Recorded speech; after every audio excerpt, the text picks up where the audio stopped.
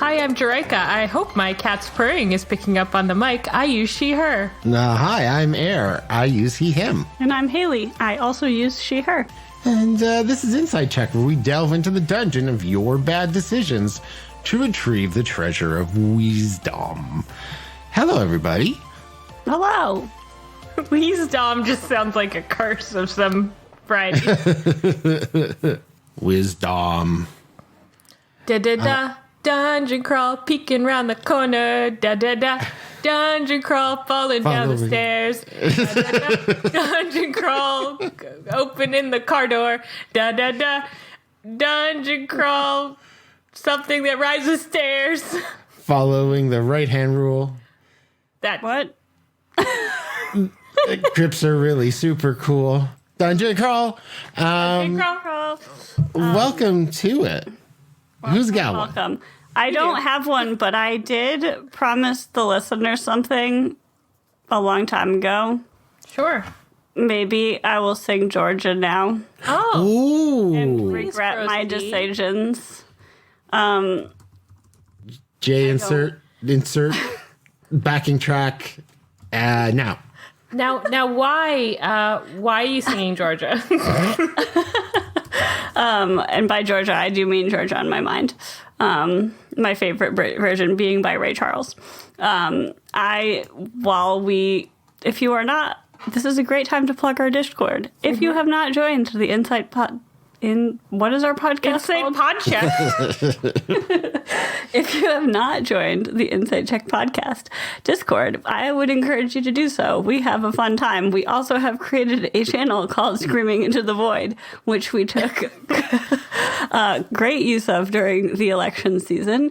And while I watched the election very closely, I shouted many times that I would sing Georgia on my mind on this podcast if Georgia voted for Joe Biden, which they did. And I have not held up my side of this bargain because I have not been on the podcast in some time. And also I'm afraid to sing where anyone can hear me. So I'm going to do that. It'll be just a small amount of this song. Maybe just the chorus, which is the part that I know. My cat's very ready. Oh, so we get to be the crowd air. Maybe I'll sing it at the end of the podcast and Jay can edit it back in because right now I'm having trouble singing in front of people. Cool. My dungeon crawl this week is I'm running a one-shot. Well, And the twist, ladies and gentlemen, and other gender presentations. Jay is playing in it, and he will be editing this podcast very soon. So soon, in fact, it will be before we play. So I don't want to spoil him. So I've asked my co-hosts to ask me 3 questions. And you will say yes or no, right? That's our agreement? Yeah. All right. That's your first question. No, I'm just kidding. Oh, no. I've made the critical error in talking to genies. I will waste 2 of my questions in making a joke. Will there be dungeons? Technically, yes. Oh, okay. Will there be dragons? No. Oh, okay. Is it Dungeons and Dragons then? That's a really I'm just going to start it off question. philosophical. Just going to take it. Honestly, to a I've been calling philosophical it furnaces and phoenixes because Okay. I don't necessarily consider it pure Dungeons and Dragons. Okay. There will be There we a go. furnace and there will possibly be a phoenix depending on how things progress. But I've definitely been looking up magic items related to birds. Yes. I can't wait to talk more about this. Yep. Staff of the Bird Calls might make an appearance. There's also like Feather Token, which is a really cool magic item that has nothing to do with my one shot, for sure. And I like Feather Token because it's got like a little roll table and you make a roll and you get something with different effects depending on what you get. So it's cool. It's got different forms. Yep. Nice. Eric, Cool. you have questions 3. Question the third. Are you going to kill Jay's PC? Ooh. Well, it's not really up to me, is it? It's up to the dice. Yeah, sure. Yeah. Sure. Yeah. Definitely. But But you're going to kill Jay's PC. does he deserve it? I wouldn't have asked the question if that wasn't already a foregone. Audience, you can leave a comment on our podcast listing on iTunes. I'm here just to brand, apparently. You can let us know if you think that Jay deserves to have his PC killed.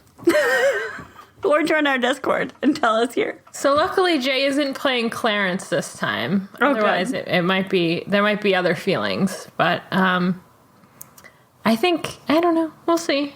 I've statted all the encounters except one as deadly, and there's one encounter that I hope they don't try to fight because they will die, and it's just there for flavor. But if they try to taste it with their swords, it will go badly.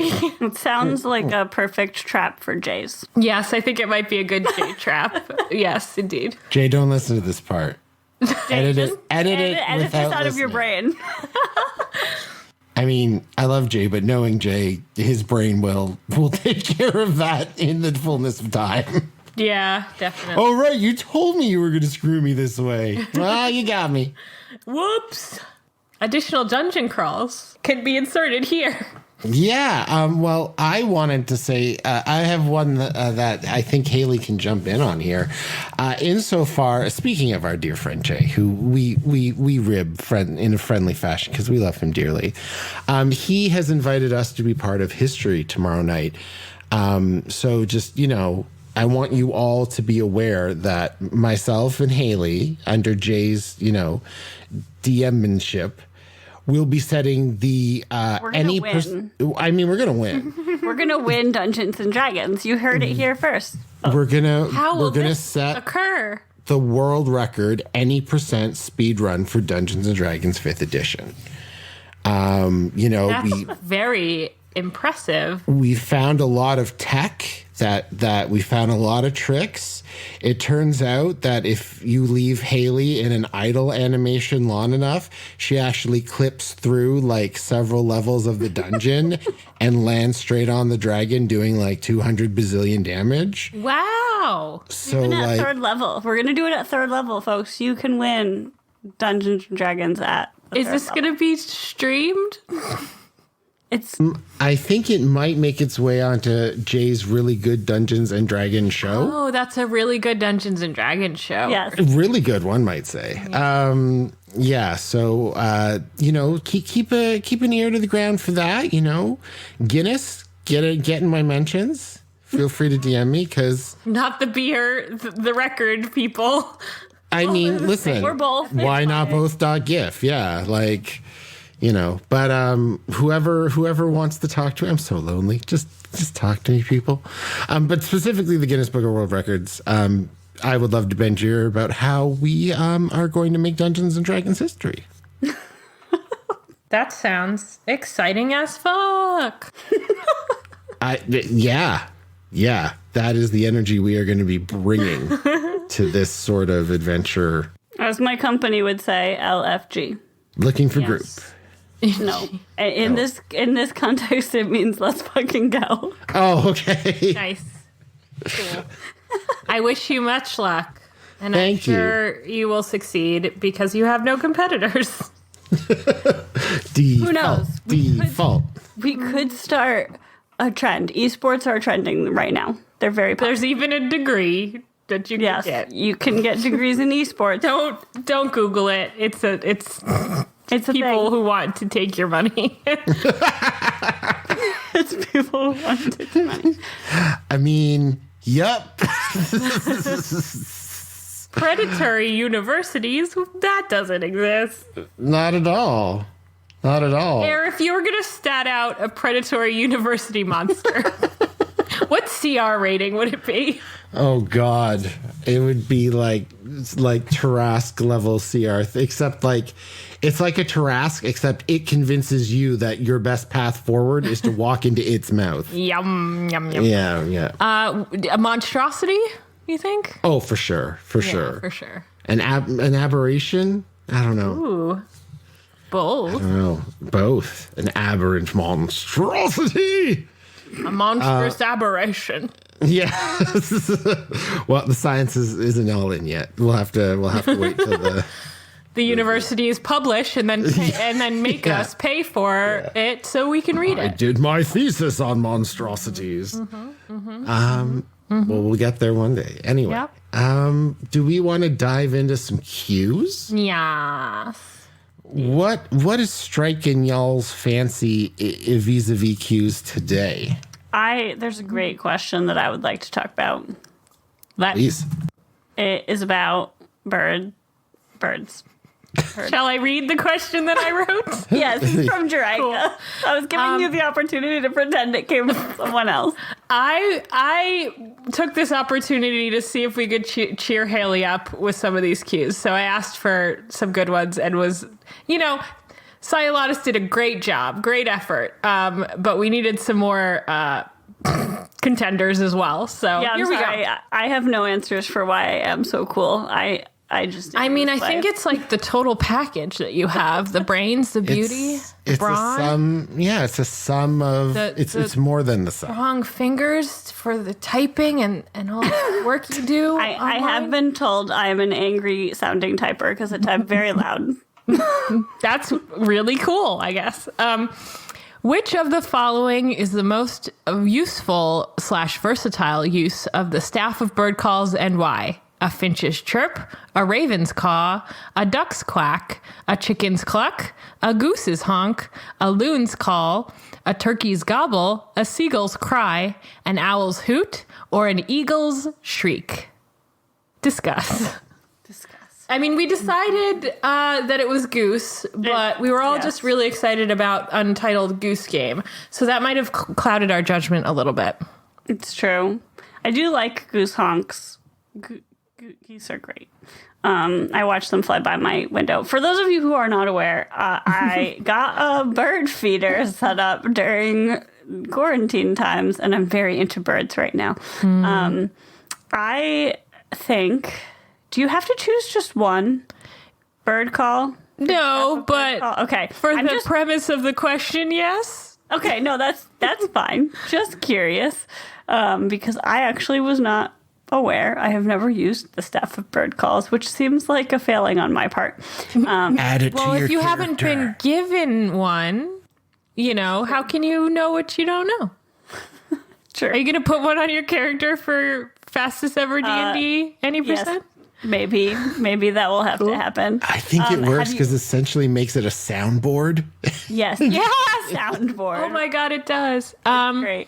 I think an eagle's shriek, like it's just so like, that noise. It's just like Jay added it. It's right here. That sound. Have you ever heard a loon's call? Or you're from Canada. It's like woo, woo, woo, woo, woo, woo, woo, woo, woo. It's really, really fucking scary in the middle of the night when you're So you think it could be used to scare someone? I do. I think that you could use it to scare, but it also could sound innocuous enough to like alert party members. It could be a signal. They're also like not super common birds.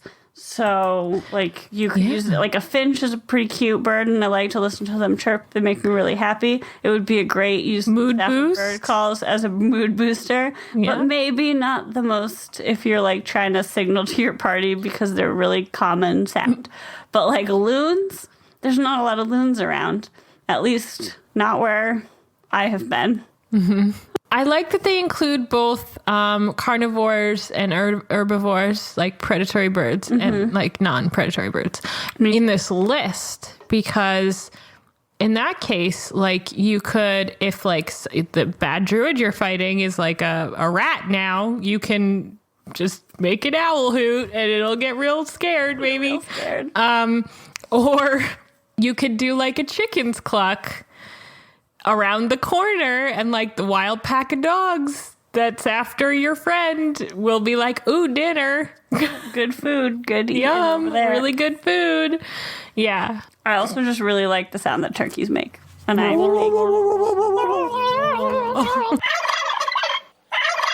yeah, Mine was a turkey swimming underwater. I really enjoy making turkey It's noises. a shame this is. It's a real shame this is just a fully auditory, media, because I It's true. definitely grabbed my own waddle and went. Oh, is that how you make the noise? I shake my head vigorously. Oh well, I had some additional chin with which to manipulate. So I've never tried. I'll have to add that to my turkey gobble thing, because I bowl, and when you bowl 3 strikes in a row, it's called a turkey. And when I celebrate, I make turkey noises in the bowling alley, and Bennett does not like it when I do that. I like that we're having a master masterclass on turkey impersonation. Like, this is like behind the actor's studio for a very specific Yes. role. I felt like I should give some context as to why I actually make turkey noises. You have nothing to prove to anyone, Haley. To hell with them if they don't love That's your turkey true. noises. That's Yes. true. I would love to also segue into the second question, Oh, sure. which is the following. Which subclass is most likely to succeed in competitive ballroom, and why? And I said the gravity wizard is the correct answer. And then Air said something heinous about the song Dancing on the Ceiling. Anuses. Which is it's a fine song. But yeah, I actually thought there was a lot of good answers to this question. I think there's something to be said for the dexterity of monks. I was going to say, monk. You played a dancing bards monk. have good Didn't you, Haley? rhythm. You played a dancing monk. I did. I played a dancing monk. I decided that monks were the most dancer-like in their stat block. But gravity is interesting because ballroom in particular has like a very strong relation to like center of gravity, not just of yourself, but like you and another person. So I thought your suggestion was very intriguing to me. Yeah. So I was right the whole time. I do think that, thinking of, to tie it back to just general D&D advice, because I feel like I've talked about very bizarre things like loons. I think that it's really interesting to, even if your character isn't like a competitive ballroom dancer, but to like try to think of unique or different things for your character inspirations can make you like come up with something different that you might not have thought of. I agree. Like sometimes a weird, well, we say weird, a non-standard, unique hobby or interest can really set a character apart for sure.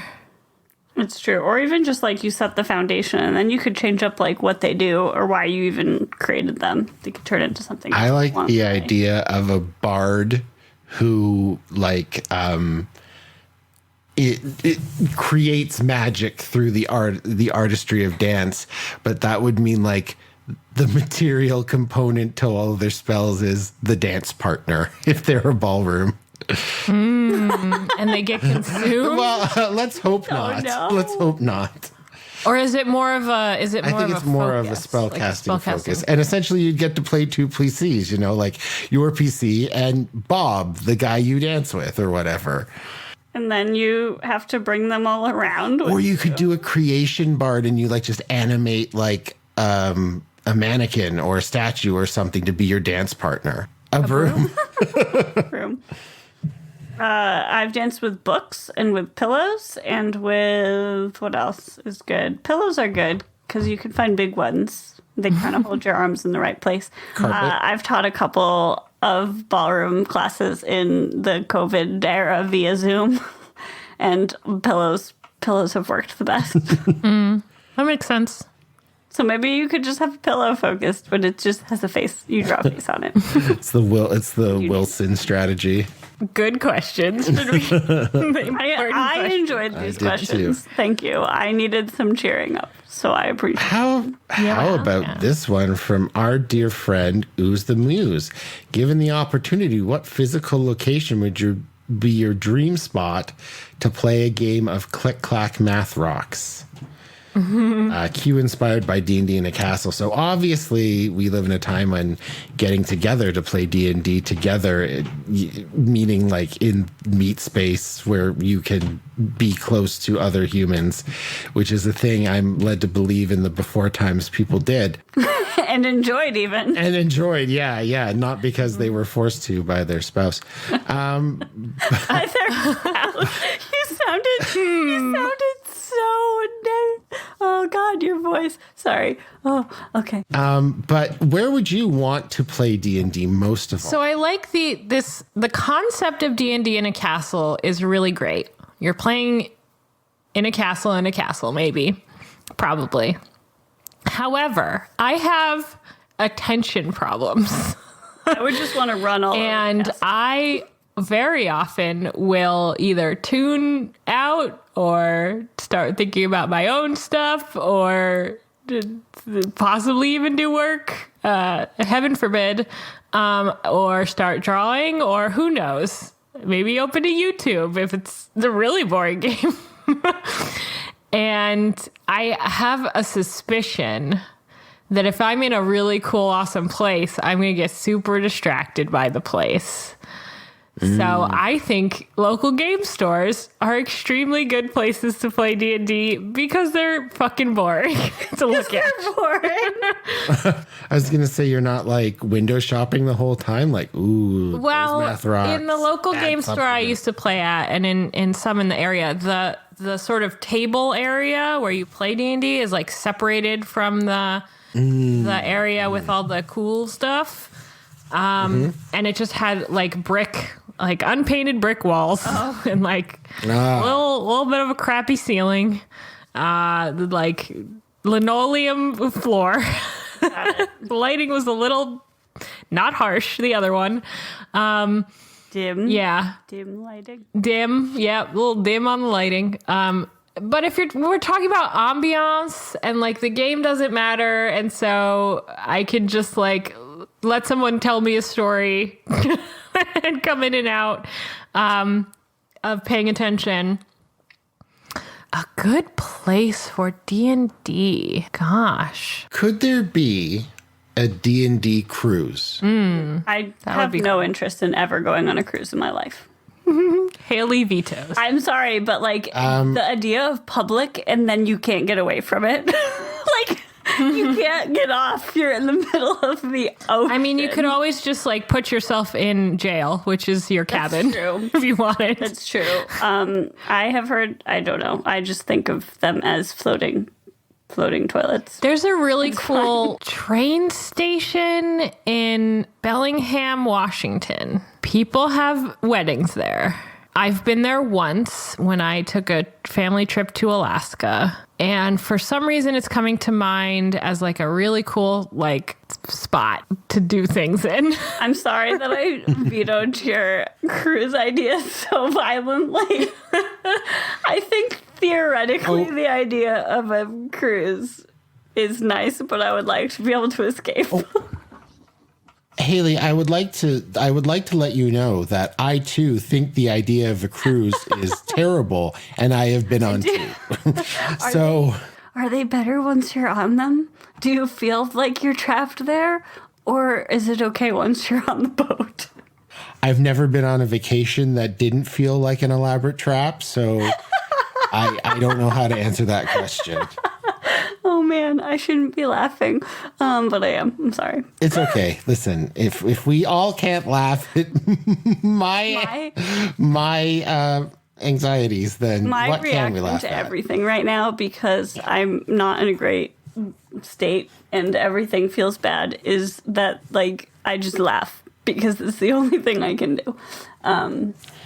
Yeah. I think that the idea, weirdly, I feel like a cruise would be weird. I don't like the idea of a cruise, but I would like to take a train trip that was long. Like, Oh, that would be really cool. because I feel like a train Indeed. I could still get off if I really wanted to.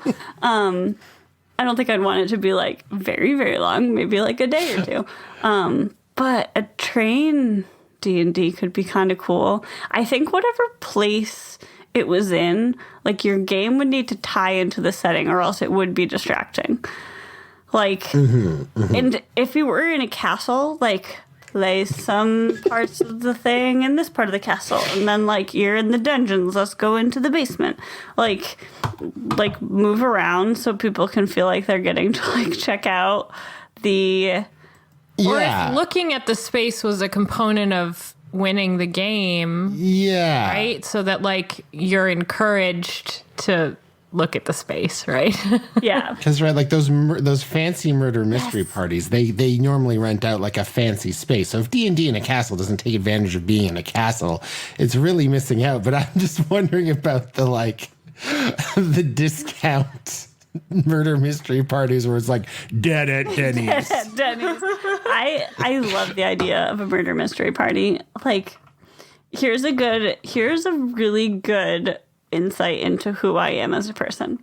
My freshman year of college, the friends that I made my freshman year, on Halloween, which is usually like, I would say freshman year Halloween is like a big get drunk party. We hosted a murder mystery party in our dorm room. Nice. And there was no drinking. Mostly because we didn't really know people to procure us alcohol into our dorm room. But we hosted a murder mystery party, and it was wonderful. We also went to, like, a super cheap thrift store place to buy ridiculous costumes. So I would totally take, this is not strictly D&D, but I would totally do a murder mystery, like a Murder on the Orient Express train journey. That would be great. That sounds awesome. That would be great. What's the Adventures Zone Murder on the Rockport Limited? So there's a whole arc of the Adventure Zone, Haley, which is exactly that. It's a D&D game that is Murder on the Orient Express. Yes. That's where that was Angus's arc. Yes, Angus MacDonald. Oh, I mean Clarence, Wow. the boy wizard There's a lot of extraordinaire. similarities there for sure. OC, do not steal. Do we want to move on to some questions from our friend Sialatus? Yeah. Our friend Sialatus says, y'all have been playing TTRPGs and D&D for a while. In the same vein as other hobbies where there's always more to learn and even old hands say they're never experts, what do you all have that you feel like you still need to learn? What areas are you less confident in, if any? And what skills and knowledge do you feel confident in, but was most difficult to add to the proverbial wheelhouse? All of the I think is a very interesting series of questions. I don't play as much as the rest of everyone, though. I would say the one area that I would really like to feel confident in is like being able to do the voices that I have for everyone in my head. Like, I know what I want everyone to sound like, but I am not comfortable trying to do accents. I would like to try that. I don't think that's like the most important skill, but it's like the skill that I would like to have, because whenever anyone else does voices, I like hear them do a voice and have fun, and I hear everyone else having fun to the voice that they're doing, and I'm like, I wish I could do that. And then I'm like, you can do that, Haley. And then I'm like, no, you can't. That's what it's like to be. Is it something you can do like outside of D&D? No. Not really. Oh, okay. I can do like occasional words as like a joke, but I don't think I could sustain it. Like, I have a lot of anxiety about sounding like anything other than myself. That is fair, though. If you can do a word here or there, that could even be the affectation for the voice, right? Like that. Some people's sorry, I'm a accents bit sound like dragonborn on my mother's side. Yeah, so occasionally it comes out like this or whatever. That is true. But I have to say too that I've seen you play Nutella. Yes. And a couple other characters, and I think there is a way that you kind of changed the way you speak. That kind of like I can tell when you're doing character and when you're doing Haley in like the way that you talk. Yeah, it's because I have very distinct voices for those characters in my head. Yeah. And I know when they're talking. I would say that that's where I get frustrated with the voices. Is like I definitely feel like, and that's actually something I feel pretty confident in, is I have a very strong sense of like my characters and who their personalities are and stuff generally. Ooh. But I don't always think that I can translate it because. Would you be able to give us like a reference to a voice that Nutella sounds like? Oh, interesting. Nutella is the character that's the most like me. Do you know Haley? You know like Haley? that? Have you ever heard me get really, really excited and I talk like up an octave? That's kind of what Nutella sounds like. Okay. I could probably find, it's not like Alvin and the Chipmunks though. Like that's my worry, is that if I tried to talk like this, I would just sound really fucking annoying and no one would want to play with me. I play Callie up an octave, and I'm sure she gets annoying for the other players, but she's an obnoxious person sometimes, so it fits. She sounds like this. This is Callie. I am planning out my character for my next campaign, and they're going to speak up an octave because they're also like a little bit. Not extra, that everyone with a higher voice is obnoxious, but like not at all. yeah. Like I don't think Nutella's obnoxious. I think that's my struggle. Is like I don't think that she's obnoxious, but I feel like that like me talking in that really high pitched voice would sound obnoxious, and then she would come across as obnoxious. I think that like Fia probably would have sounded like vaguely, probably stereotypical elf, like vaguely Irish, Celtic. Yeah, regal kind of yeah. thing. First character, stereotypical elf situation. Yeah, I don't know. It's interesting. I just feel like I shy away from doing anything that's like very strong in that sense. Something that's really helped me with that is listening to someone DM who maybe isn't like a Matthew Critical role kind of level, but someone who's actually changing their voice to be other voices, like the Adventure Zone, like especially like Travis. I don't know, like I don't know. I have like an empathy with Travis where like I can understand how he's doing his voices. So hearing someone change their voice into like a different voice is really helpful, I think. And they come out every week, these Adventure Zone episodes. And so like I've got a lot of material to listen to. Like Festo. I love Festo's voice. It's very fun. And Gary, I like Gary's voice. It's great. I have a character that sounds like Gary as well. And like when I've tried to do the Fearbolg voice that Justin does, and it's really hard for me. Maybe I'm just having a realization as you're saying this and doing these examples is like maybe that's what I should try first, is these different like tones and ways of speaking as opposed to trying to do an accent. I think that's true. Trying to do an accent to me also sounds like I'm going to sound like a really bad film actor. Yeah. Yeah, for sure. Interesting. Yeah, I think just like modulating your voice either up or down, even slowing or speeding up. Yeah, like Ascara your talks cadence. Slow. I talk slow as her. Yes. Because she's very considered or measured. Yeah, exactly. Yeah. So. Yeah, playing it close to the chest. So maybe I do it more than I realize. This has been very enlightening. Wow. What an experience. I love this question. Now, yay. What would you all say? Where are areas that you feel you're strong or want to learn more? What do you think? I think less confident is running a campaign. I have ran one campaign and it went for a few months. And I've run some mini things, but it's mostly one shots for me because just like, no, I feel this weird stress of like people aren't having fun, or what if this session they don't have fun, or what if they had fun last time but they don't have as much fun this time, and what if it's all going downhill? Like, I feel like this pressure to have to be like entertaining, or I don't know. Like everyone has to have 100% fun every session. Yes, every second Every of single every person, session. every moment of everything has to have the best. If a session doesn't go right, it's my fault or something like that. And so I kind of ran a little bit of the Firefly game Jerika and I were playing with when our DM got busy, so she switched over to playing. I ran it for a bit because I was like, well, I've got a backstory and I'll try that. And then within like 2 sessions, I was like, oh, I gotta bail out. It's too much. I can't think of all the ideas. And I haven't run anything since because that constant feeling of anxiety just wafts over me. Like I'm going to be tempted to be like, oh, if it goes really well, I want to do it again. And I'll be like, yeah, let's do another session. And by session 3, I'll be like, I've bitten off more than I can chew.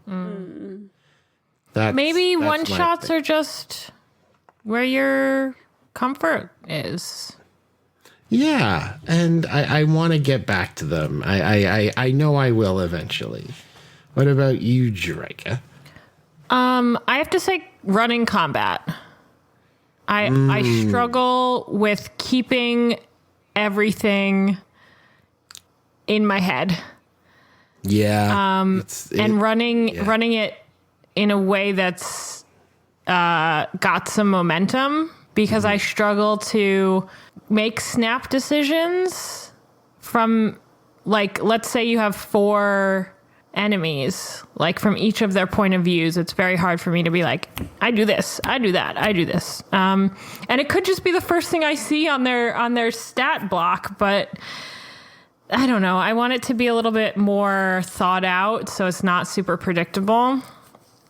And especially running spellcasters in combat, I super struggle with because they have a ton of options. It's analysis paralysis. And I wish there was like I could put like a couple enemies, like I could take an encounter from D&D Beyond, put it into something, and then it would spit out what the enemy's actions are. And I know that's tough because it might not make sense. There's so many variables that might not work all the time. But it would at least be kind of random maybe, and maybe like use more of the stat block than you usually use in combat. So you're like using the full potential of the pieces that you've brought to the party. And I don't know, like it would be a jumping off point. At least I don't have to like stare blankly at a stat block and be like, oh no, what do I do now? Yeah, that's tough for me. I think if playing video games in the RPG space has taught me anything, it's that people have will give a wide berth to bugs. So if you were to just like run your enemies like completely randomly, and one of them's just running into a wall and like that might be backwards. A choice they make, or that might be something that happens. Reality is unpredictable. This particular zone in the dungeon or whatever just hasn't been fully bug tested yet. So QA hasn't done their pass on it. It was actually by design. Yeah. Works as intended. Yeah. Oh, he keeps stepping off that cliff. Whoops. Oh man, this hooked horror keeps just walking in circles. Well, it's a bug. Take advantage of it, player. One more question. We've got one from Tom. Coming from our friend No Tom to Lose, the question is this. How do you tell the GM they're being too generous? I asked once to switch out a class feature selection for a similar one, which might actually see use. My GM generously offered me a side mission to try and play for it, which I failed. I really liked the way he handled it, even though I didn't get my new toy. So, how do you think your DM is being too generous? Now, I don't know if I've ever played with a GM I'd describe as too generous. I've definitely played with ones that are as generous as I'd like. I've played with some that I would describe as not as generous as I would like. too generous? Has anyone ever had a too generous GM? I had a DM who spoiled me because they let me run my backstory all over the place. So I was making a character with them, and I had this whole backstory. This is Jerika. And Jerika actually was able to wild shape into birds from level 1 because of the backstory that I had. And so that very much spoiled me, especially to moon druids, because she's a moon druid. And so it took me 5 years at least to realize that there are restrictions on flying forms, beasts that you can take, and you don't get to fly until like level 6 or something, somewhere around 6. And so I realized that he was generous and let me fly early. And honestly, it didn't super affect the game. So like now I just wish there wasn't that restriction. Honestly, there are so many ways to be able to fly at level 1 now that I think they were really worried about flight as like maybe something. Yeah. And it's really not like, I don't know. I agree with you, Jerika. I think flight at level 1 is really not a problem. Yeah. But like there's, there's the progression, right? There's like the movement related progression for moon druids to like, I think it's just like to restrict the pool, the size of the pool of beasts you can turn into. That's part of it. I think it's also because they were really uptight about flying early. But so like then what does the progression look like if you just take the movement progression out of it? What else could you add to Moon Druid to show change over the what do you levels? have for growth? What's your growth really look like? Yeah. And I'm sure there's a solution to that. I just don't have it off the top of my head. Yeah. There's even like I bet Matthew Will Jackson knows. I bet he does. There's actually a point at which you can't be a creature that has a swim speed for a while. So it'd be like, I turn into a goldfish, and the DM has to be like, can't be a goldfish, even though that, that's silly. I think that one of the things is making sure that if you are going to be generous with one of your players, that you're not just being generous with one player. Yeah. And if your GM is doing that, then you probably should have a conversation with them. And it's like tough because it sounds like the GM, Tom's GM, like made a whole side quest, for this purpose. And that could be tough because then like you have to kind of, in order to even it out for all the other players, you have to kind of make a side quest for all of them. For everyone. And maybe that's like the crux of the issue is that suddenly you're doing all these side quests for all of the things that people want to change about their characters. And that's not like the game that the players want to be playing. Possibly. And I think that might be something to be open about at the table. Like, hey, it's really cool to play a side quest for my skill. Like, I might find it fun to play a side quest for my skill, but then I have to sit through side quests for like the 3 to 5 other people at the table, and then you're like, oh, side quests for people's skills aren't fun anymore. Like, and that sounds really blunt and selfish. But like, I also think that maybe as a GM, like when you do the first one, you probably don't think about it. Yeah. And you're like, this is a really cool side quest. This is a way we could do this. But then it kind of does open that can of worms of like, well, now I can't be like, well, yeah, I know I did it for this person, but we're not going to do that. People say jump into GMing. It's not hard. Everything you need is super simple, blah, blah, blah. But like, it's all this like crunchy psychology. You're absolutely right. That like is actually kind of important to run a game smoothly. Because it's not a science, it is an art. It is very much about being able to read people and their intentions and desires, because you might feel that pressure to be like, well, I gave this other person this side quest to change their whatever. Yeah. I have to do that for everyone now. Whereas this person who's asking might just be like, no, I just want to change it on my character sheet. And we'll just pretend like it was always that way. Like let me write the words in. Yeah, exactly. So it's knowing that speaking of Jerry Holkins, he has one of his favorite lines, my favorite lines of his, is that some people need a certain degree of technicality. I knew this was going to be your favorite line. Yes. That's how well I know you now. In order to give themselves permission to play pretend. Yeah. Which is why like certain people are drawn to crunchier games, because it there's to them a greater degree of verisimilitude means that this thing is worthy of my time or investment. Yeah. And I think knowing as a GM where that sits with each of your players is major. If you know your player is going to need a narrative crux around which to justify a change in their character, you're going to give them a side quest. If you know Air is sitting there and wants to do min-max horse shit, just let him change his class.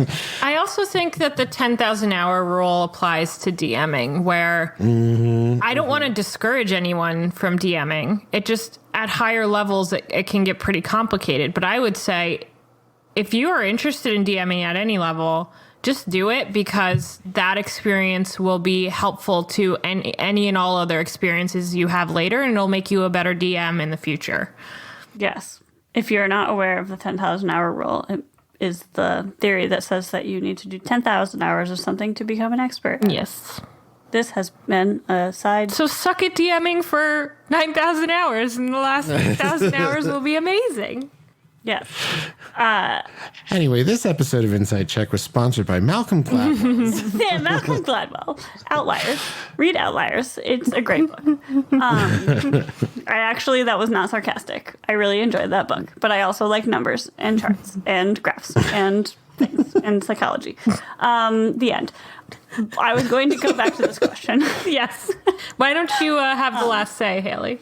Oh, I was just going to say it was actually meant to be a side thing to Air's comment about knowing what your players want.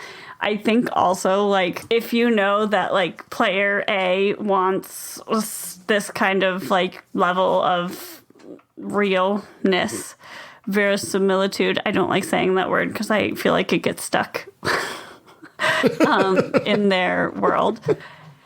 But other people might not. Like, you also need to make it clear to your players that you're not just, like, throwing things around. Like, maybe just be upfront with people about, like, what you're doing.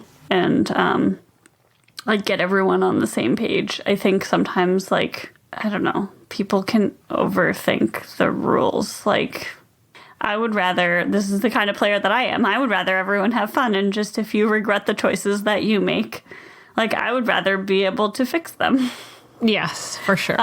Especially if you have then suddenly reached your 10,000 hours and learned more things and realized that you made choices that were wrong, like having very low constitution as a cleric. Eep. When you made your first character. And then, like, 10 episodes in and you died, or however long we were playing, and you died, and everyone was like, you realize that Constitution, if you had done more of that, you would have more hit points and you would not have died right now. And I was like, that would have been good information to have. I don't really advocate for changing hit point, like, complete character builds, but if it's like...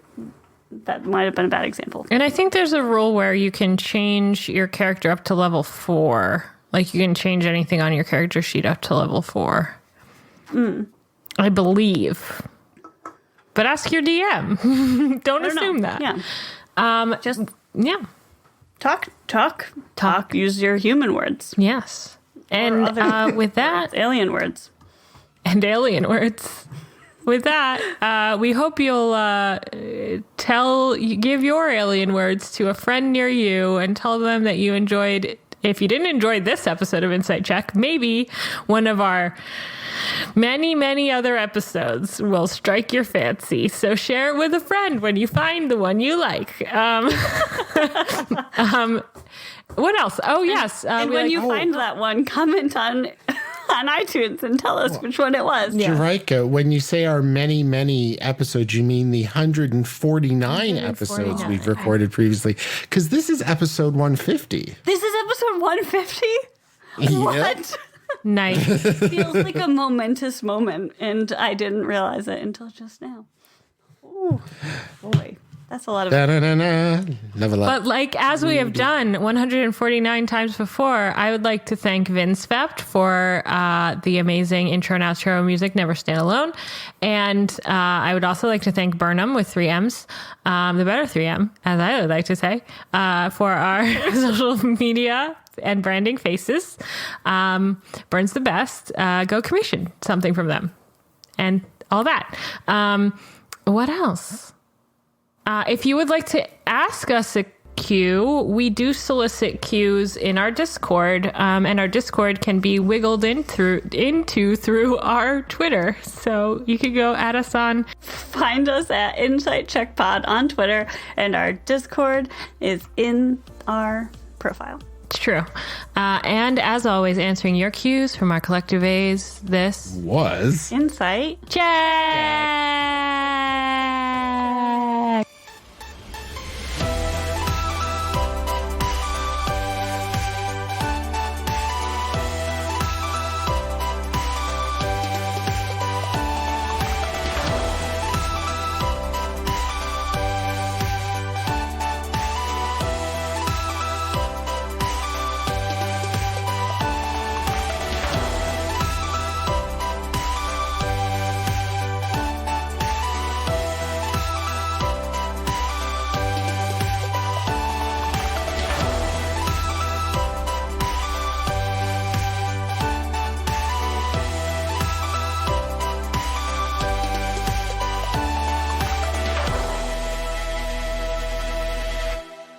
All right. I'm skimming really quickly. Edit this out, Jay. It's long. It's a large question.